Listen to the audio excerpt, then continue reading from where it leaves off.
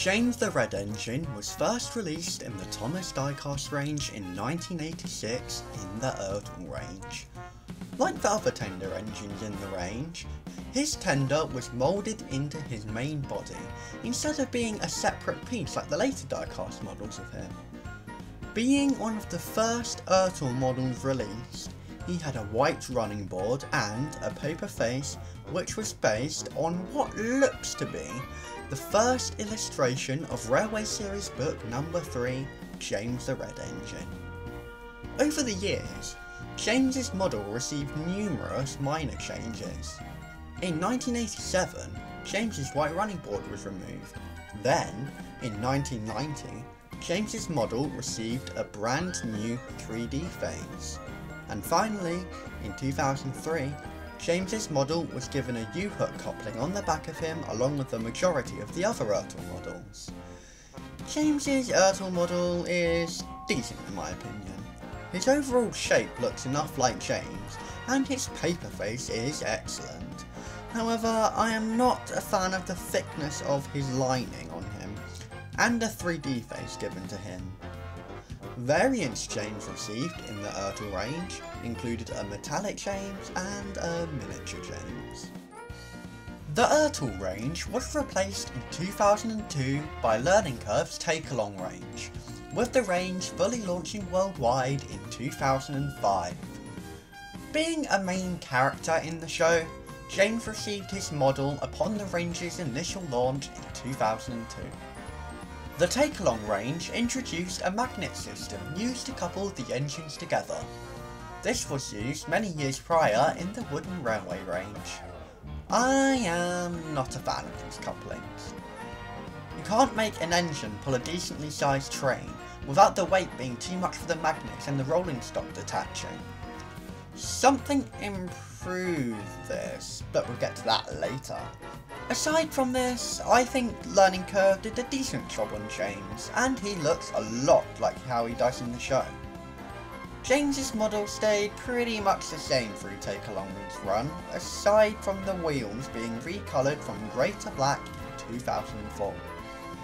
Variants James received in the Take Along range included Scared James, Buzz James, Metallic James, and Lights and Sounds James.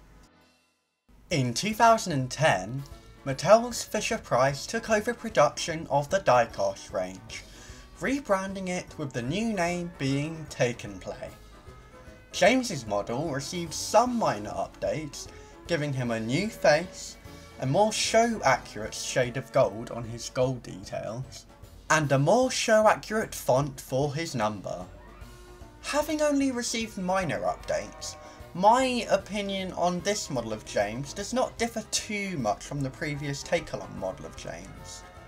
Variants James's 2010 Take and Play model received included Talking James, Muddy James, Sprinkles James, Pull and Zoom James, and Talking James with Castle Crest. In 2013, production of the Take and Play range shifted from China to Thailand. Welcome to Thailand! Which meant another redesign. James's model didn't receive too many changes, but nevertheless, he got a brand new CGI series styled face, which looks absolutely amazing. He got the new pin axial wheels, his whistle was moved to the correct place above his cab, and he got new moulded lamp iron details. Variants included Shocked James, and a redesigned version of Talking James. The following year, in 2014, the Take and Play range got yet another redesign, changing the models more drastically. James's model received the round one-way magnets which lacked even more playability than the previous square magnets. He no longer had a hollow cab, his whistle was removed, his handrail and stripes details were no longer moulded and simply just painted on, his buffers were no longer painted, and his smaller leading wheels were now just moulded on and not separate parts. This was a huge downgrade from the previous models of James. Variants 2014 Take and Play James received included a Busy Bee James and a redesigned Talking James. While most countries around the world got the redesigned Take and Play models in 2014, some countries, in particularly Asian countries, got a range called Collectible Railway. The designs of these models look pretty much like the 2014 redesigns of the Take and Play models most countries got, but with some differences. The most notable difference on James's model was the hook and loop couplings used. These were so much better than the magnets. Not only were the models able to be coupled up either way round once again, you could now couple as many models as you want together without the models detaching. Definitely the best coupling system the diecast models got so far in my opinion. Another difference between James's Take and Play and Collectible Railway models was the plastic tender he was given.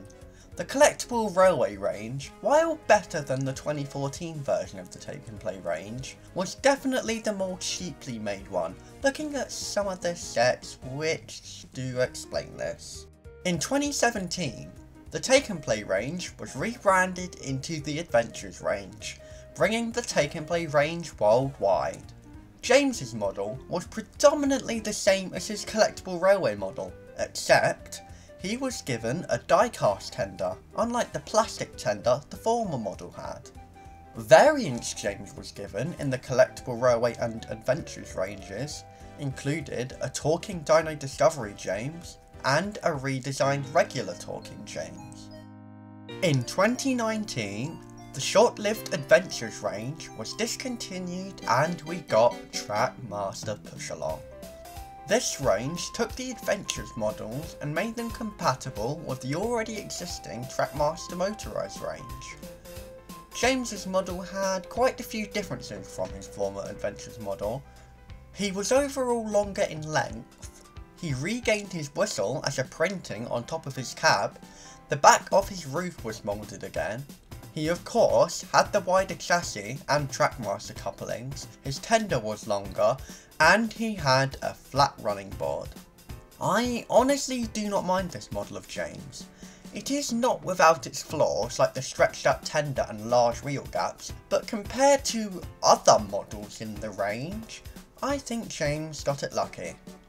Variants James received in the 2019 Push Along range included Original James, Rail Rocket James and Graffiti James. In 2021, we received a reboot of the Thomas & Friends TV series called All Engines Go. This meant the Push Along models had to be redesigned to reflect the new character designs. These models are so much better. Because they are taller in height, the proportions were greatly improved. James's model is no exception. He no longer had the flatter cab that had been an issue since his 2014 Take and Play model. His tender was no longer stretched, and he overall looks so much better. Variants All Engines Go Push Along James received included a Vain James and an alternative Smiling Face James. And now we are at the point of the video where I say what my favourite model of James is. And it is 2013 James. This one I think is the most accurate model of James. It absolutely nails his character design in the show. He has loads of detail, even down to having lampine details, which is rare on Thomas toys outside of motorised. He has an absolutely amazing face, which is almost one-on-one to his CGI face reference sheet. Overall, a wonderful model of James I 100% recommend. And that brings this video to an end. James was a wonderful character to cover, and in the run-up to the 80th anniversary of the Thomas & Friends franchise, I definitely want to cover the rest of the main cast. As for the next video, it will not be revealed until around the time it comes out when I will be finishing it up. This is to allow me to work on it at my own pace, without feeling pressured to complete it as soon as possible, as that just leads to burnout, which as a person with autism, is not good. That's all I've got to say for this video, and I will see you all in the next one. Bye!